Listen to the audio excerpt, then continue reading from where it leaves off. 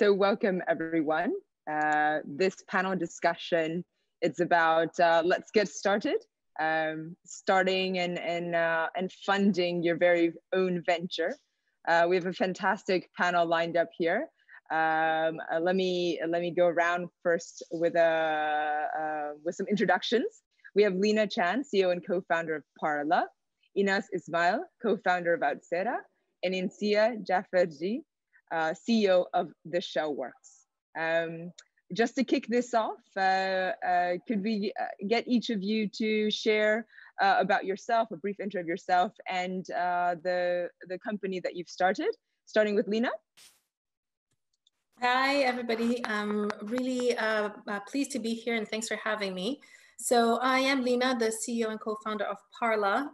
Parla is a digital health platform helping women be more proactive about their fertility. We deliver at-home fertility and sperm testing. And then we also have a large community on an app and experts that you can chat with and ask all the questions that you have about your health.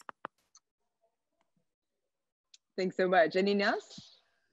Hello, everyone. Thanks for having me today. I'm Inas Ismail, co-founder of Outsera. I am an engineer by background, journalist by years of experience, and now I'm an entrepreneur. I and my husband co-founded Outsera, a London-based game studio. We develop fun games empowering children who struggle with social interaction to build their own social communication skills. And to do that, we combine effective intervention, mobile tech platforms, game design, and human-centered design. Thank you so much. And Insia? Hi, I'm Insia Jafarji, the CEO and co-founder of The Shellworks, where we're on a mission to make plastic waste a thing of the past. The way we do that is we use natural biomass as our source of raw materials to create materials or a new category of materials that can degrade in any natural environment. Thank you so much. So, I mean, the purpose of this panel is to really get let's say, a deeper understanding of the experiences from these women and what it took to actually start their own ventures, what it was like to integrate with family and work, and also any kind of top tips on aspiring entrepreneurs to really start their venture. And certainly, and maybe we can also lay on a little of the women's perspective, what it was like to really start your own thing. So to kick things off, I know we have actually quite a few questions already, and we can do a few rounds here. So maybe Lina, I get started with you. What do you attribute your success in starting a company to? I think two key things come to my mind. One is team. I don't think I can do anything just myself, and being able to rally the right team, particularly in areas that I'm not skilled at, was really, really key. And two are investors that are kind of really aligned with your mission, very supportive, because things can be very hard at the very beginning. Those are the two main things that has gotten us to where we are today. And Inas, do you have anything to add there on how you found your successful path? I totally agree on team, and I believe one fundamental quality of a successful, or at least I hope, is of a successful founder is humbleness. Being humble allows you to ask for help. Being humble allows you to realize that you don't know everything, and this realization is really important in order for you to develop in the correct destination, or the correct direction. The other thing is realizing that you do not have to be big. The tiniest microbe can COVID. It's not about size. It's about how you make use of your strengths and your resources. So, and this gives me hope that we can grow and be of value, even if we're not huge to start with. No, certainly. I mean, and you mentioned there COVID. I mean, that was a massive challenge for many businesses this year. So kind of going towards, let's say, big challenges, big obstacles. Insia, from your perspective, what was your biggest obstacle along the way? Do you have any stories, nightmare stories you can share? I mean, I think the biggest obstacles is actually just getting used to ambiguity. So when you start something, it's going to fail. Like the first thought that came into your mind when you started the company is no longer what the company will be, and it continues to grow and evolve. And a lot of things that you do don't work, and you kind of have to see the light in those and then continue on. So I think that was probably the biggest obstacle for our team when we started, was just getting used to that and then getting good at that actually, and using that to our advantage rather than getting disheartened by those challenges. No, for sure, that level of resilience. And yourself, Lena, the biggest obstacles?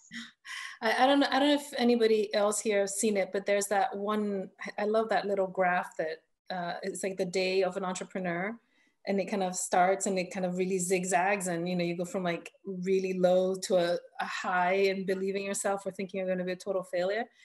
And that's true of every day, I think, in the life of an entrepreneur, because you just need to have a lot of resilience, a lot of flexibility, and I think at the end of the day, tremendous optimism, because there's probably going to be more reasons to say no or to give up than there is to actually stick around. So one of my biggest tips usually to somebody who's thinking about starting a business is to really start something in an area that you're really passionate about, because if you don't have that passion, it's hard to have that optimism when you face that kind of volatility, day in, day out. So I don't know if I can really pinpoint to like one big obstacle, but it's more kind of having that mindset that things will never be linear in a startup. No, for sure. And Inas, what about yourself? I think, I don't know if I can say it's an obstacle, it's a challenge, that to be able to work on yourself when you're that small, very small startup, and at the same time plan to scale. So design in a way that allows you to scale, but at the same time allows you to work within your limited resources. I don't know if this I explained myself, but imagine I'm producing one small game, but in the same time, in my background, I need to be designing for when we have a suite of games. And this is not easy, especially when you have limited resources. But it makes everything more, the more the challenge, the more the fun. So, and I can say also time management for a small team, and I see all of you are nodding. So for a small team, time management is really, really essential. And Inas, you mentioned the challenge of limited resources. I think every entrepreneur have to be quite creative faced with that. I mean, and how did you face that challenge of funding your business, figuring out how to really grow and scale it? Okay, we're 2 years old, actually less than 2 years old. And we were lucky that we managed to get grant funding. And this grant funding allowed us to start within a small scale in which we can make mistakes without the huge consequences, which is great. On top of that, we tried crowdsourcing, which worked really well for us. It was a challenge, and it was a very small scale one, but it made us test the waters. We're now in the process of raising investment to be able to scale faster, but it is not an easy job. I think one of the things that we benefited a lot from was the going to incubators and accelerators. And in this environment, you don't only learn from mentors, but you also learn from other co-founders, and you share resources with other co-founders. And this for us was fundamental. I don't think we would have survived until now without this kind of support. No, for sure. And Intia, what are your perspectives on fundraising? I mean, fundraising is always difficult, and if you're a first-time founder, it's a challenge because you need to learn and understand how to put your business in the best way forward in front of investors. So we, similar to Ines, we started off with small amounts of grant funding, and that was, you know, it helped us prove out certain milestones. But then we quickly, actually a couple of months ago, started raising a round and managed to close it in a couple of months as well, which was quite exciting. But also, it's a lot of learnings, like who's the best fit for you, who's the best fit for the business, how do you tell your story that can fit multiple audiences? I think all of those things, well, one, can help make your business more robust, but also ensure that you're sharing the right and important metrics in front of investors. No, thank you for that. So we actually have a bunch of questions that I'd like to turn to. And maybe feel free to jump in here, whichever question you find most relevant. So the first one is from Holly. As a woman early in her career and currently with no children, how would you advise negotiating the pay flexibility after having children? I think this is related to as entrepreneurs. How do you think about, you know, paying yourself? How do you compensate yourself for the value that you're bringing?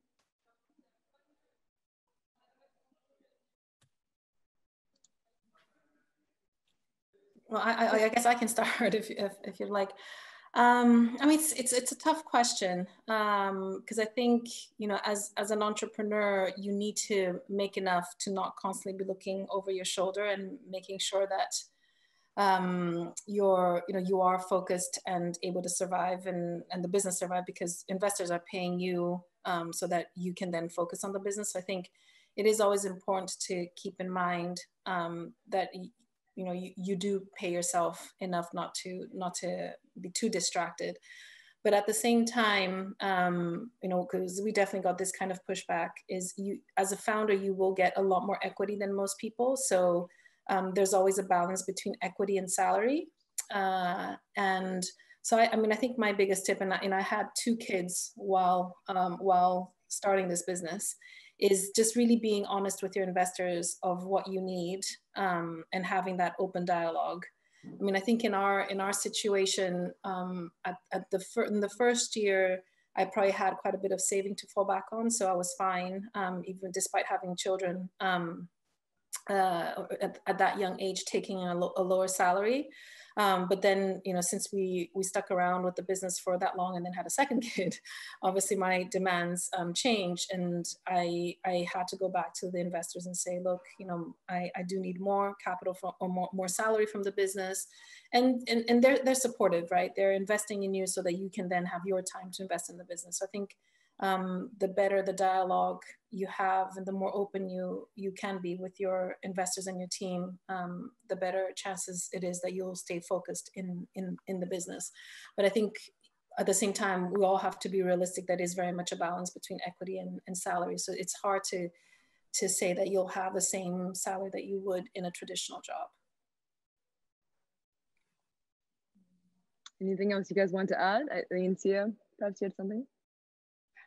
Yeah, I mean, I completely agree with Lina. It's a balance, and I think the way that we've always looked at it is like, how much do you need to, you know, live comfortably so it's not taking away from the business? That's kind of our baseline. As long as we're not taking away from the business because we're trying to hop on like a bus instead of maybe taking an Uber at midnight, you know, like we need to be able to balance these things and make sure we're still like living a healthy and happy life at the end of the day, because then you can pour more of your heart into the work that you do.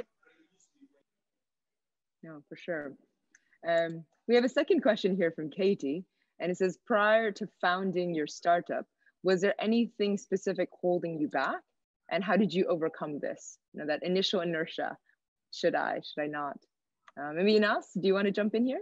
Yes, certainly. Many things could hold you back. I personally had wanted to start a business for quite a few years. And one of the things that held me back, to be honest, having 2 kids and having a family, and knowing that you have a responsibility, not just towards yourself, but towards a household. And this held me back for a few years.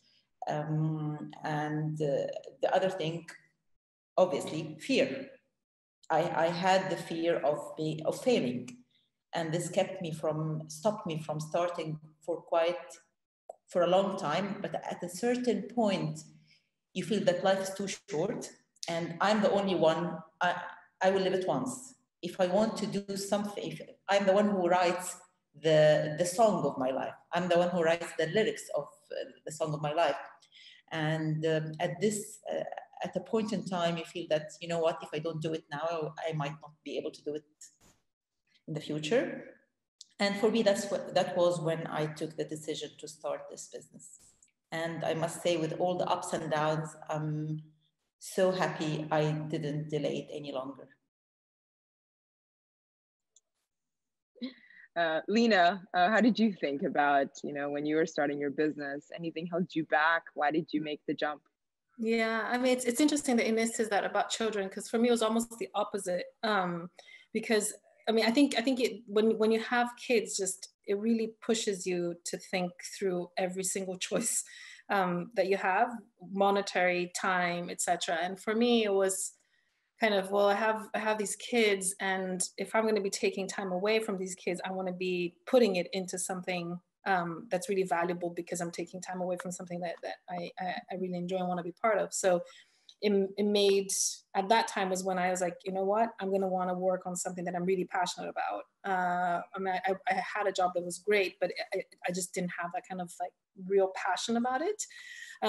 So that was kind of what made me make the jump. But then the jitters is always the pay. So, because it's hard at the beginning.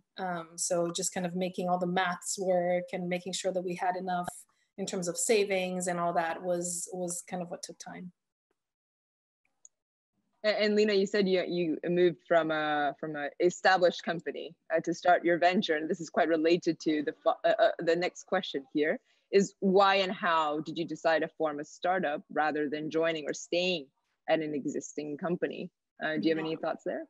Yeah, I mean, the idea for the startup was very personal. So, our startup is very much around women's health and helping with fertility, pregnancy. And I personally really struggled with it. I really struggled having children and keeping my pregnancies healthy. And while I was navigating what took probably 3 years, I was like, there's nobody doing this. Like, how is it that people haven't digitalized so much of women's health? Like, why is it that so much of women's health is still very reactive in nature? And women we don't really understand our bodies, despite in my situation where I felt like I was actually being very proactive in learning about things, I still kind of felt very much kind of in the back foot. And my husband, who's also a co-founder, he's been an entrepreneur for a while. And he really saw the opportunity to use tech to disrupt the industry.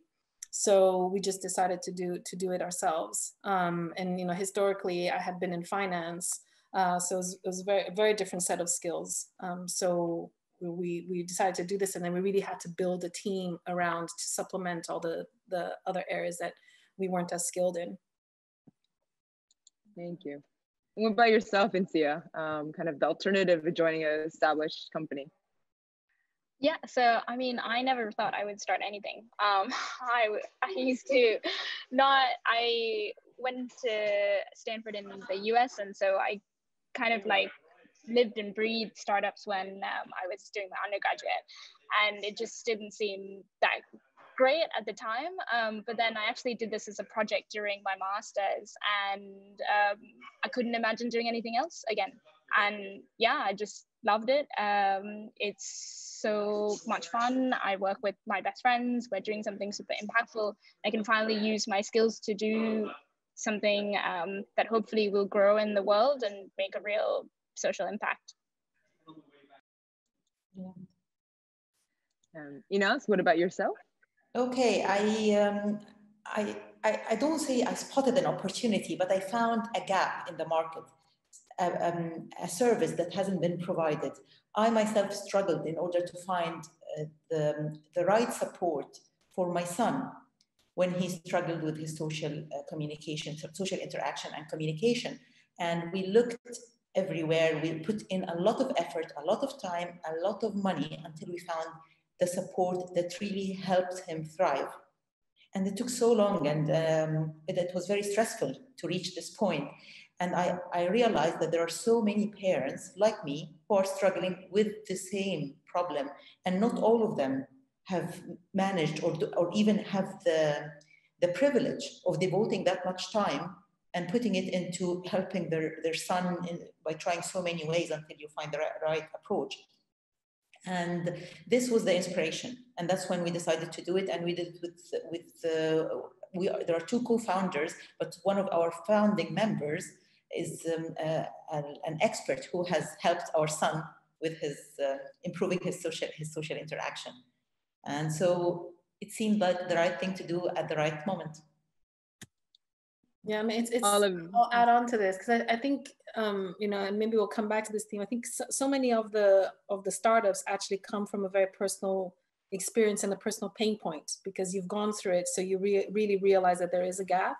I mean, if our situation is exactly the same, I just struggled so much to understand what condition I had that I couldn't keep my pregnancies. And it was through all that work and research that we did those 3 years. And, you know, one of the founding advisors we have is one of the doctors that helped me. So it's, I think that ends up being quite, you know, some stories that you hear that are quite common is you kind of figure it out as you face the pain point. Absolutely, absolutely. And this being that personal makes it so precious and makes everything worth it. Whatever you put into it is really worth it. As you've all kind of indicated, these are many, let's say, personal stories and impact that you want to make on the world. We have two questions here about how you convince or bring on board investors and let's say support to make that dream come true. So first on, have you started with any incubators? And if so, what were the benefits? I started with actually before even setting the company, I started with an incubator. Before reaching a name, I started with an incubator, and it was for women who work in the social impact arena. And it was very helpful, not just for me, it was very helpful in bringing my co-founder fully on board. And since then, we've joined more than one incubator, and you learn and you build your skills bit by bit. And I would say that convincing investors with social impact, I thought it's just simple. You just present them and tell them this is and this is how you can solve a problem.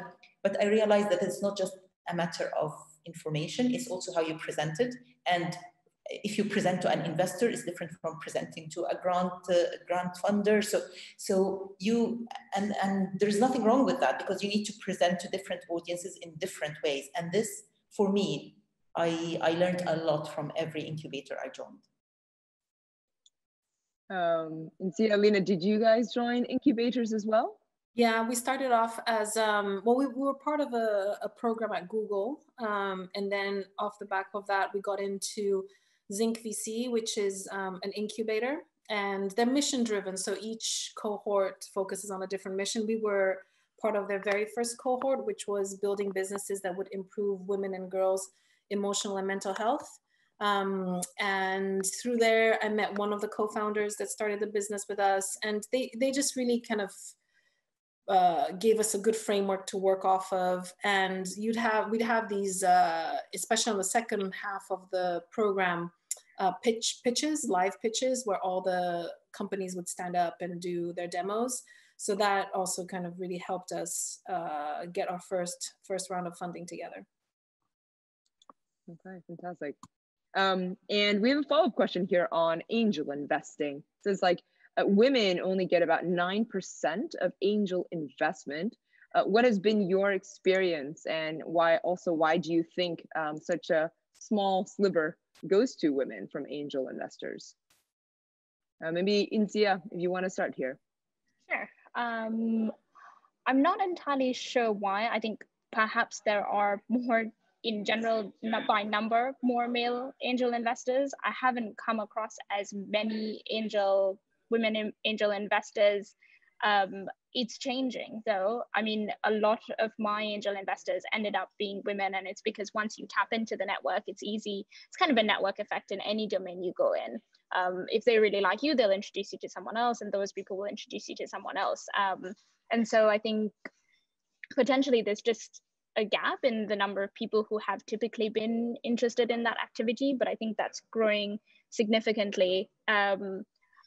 And yeah, I think it's also interesting as a female founder how you go about securing your investment. So I found it that, you know, in one sense, as being a female is a strength. And so why not go after female angel investors who are looking to support people like you? Use your strengths where you can. You don't always have to make a point and prove everything out. It's all about just moving as fast as you can and growing your business, however you have the means to do so. For sure. Anyone else has had an experience with angels? Yeah, we've had, I mean, our investment has been half angel, half institutional, kind of by value, I guess, rather than by number. I'd say, I mean, if that percentage actually seemed high because the number I keep seeing is 2% to women's founders. So I was like, oh, that actually seems positive. I think some of our most supportive investors have all been our angels. And I think because they invest in the mission and they share in the passion that you have. It is a lot harder work to find the right angels, but I think when you do find the right angels, they're very, very supportive of the business. And I agree with Insia. I think part of the reason is because you have less women investors investing. So sometimes a lot of the problems that we might be trying to build, the traditional male investor might not necessarily empathize or think it's as big of a problem to invest in. So that could be one of the contributors. But I think when thinking about the angels, try to segment them by their passions, because really they're so early and they're the most risk capital. They know that it's super risky, so they will invest if you're building something they're passionate about, rather than necessarily gender. Because we have some of our biggest angel checks have been from men, but it's because they're really quite passionate about what we're building. But equally, we have a lot of women investors. So I kind of try to look at the angels in that way. Thank you. Inas, Lena, we have a question here about, I guess, a tech-focused platform. So are you behind the building of the tech itself, for the digital app as well as the online web? Inas? I call myself the product manager. So I'm the product manager / operations manager / not exactly tech lead, but I also do the user-centered design. So I'm very, very much involved in the product. I'm not a game designer myself, but I know what we want to deliver in our games. So I'm very much involved, and I work very closely with our coders, including testing. So I consider myself 75% tech and 25% management and customer facing. Sorry. But you, Lena? Yeah, I don't. Sorry, that was here. But I'm not a coder myself, so we definitely have a tech team that codes everything. But myself and the co-founders, we're kind of the vision of what the product should be. So we do a lot of the user testing, user surveys, and we can translate that, and the tech team will build it. In terms of all the comms and our social media, etc., then that's something that I'm very involved in. Thank you. I think we have several comments that your stories are really inspiring. So thank you very much for sharing. And for you guys, where do you seek inspiration from? What are your outlets, to get through all the challenges that you face every day, the ups and downs? Do you listen to any particular podcasts, consult to particular people for inspiration, motivation? I think maybe Insia for you, but everyone, please chime in. Yeah, I mean, I think I find it wherever I can. So there's definitely a podcast like How I Built This. You know, you get to hear really inspirational people's stories. There's definitely books like How to Be a Great CEO or The Hard Things About Hard Things. And that kind of, you know, prepares you a little bit, but also inspires you in seeing other people's stories and how they got around difficult challenges. But for me, I think the main part is the people and the work. Sometimes it's like my co-founders are really inspiring. Like I just see their skill sets and how they work and what they do, and that's really exciting to be around on a daily basis, that kind of passion. And then the work, sometimes, you know, when you have a breakthrough, that's like the best moments. You get to see like your vision coming to life and it's real. So yeah, I think that's where I seek inspiration from. I seek inspiration from connecting with our audience. Whenever we receive an email from a parent asking, when will you have the game ready for us to test it? Or when my child is 13, your games only go up until 11. Are you developing something for teenagers? I really get inspired, and they're like, okay, we'll be doing this very fast and we'll get it right, hopefully with little mistakes, not too many mistakes. Yeah, I think same for us. It's the feedback, is the user feedback. I mean, ultimately, you're building this to help, you know, for us, help other women, other couples have better journeys. So when we hear that they feel much better, or that, you know, they've had a positive outcome, it pushes us to do better. Thanks so much. I guess just to wrap things up, when we go around, like a top tip for a person, a woman looking to start her own company and kind of do and find the successes that you guys have found. Ncia, do you want to start? Sure, I'm gonna steal Lina's and say that you should do something you're really passionate about, because that's what is gonna help you grow a really amazing business. And then do it with the right people.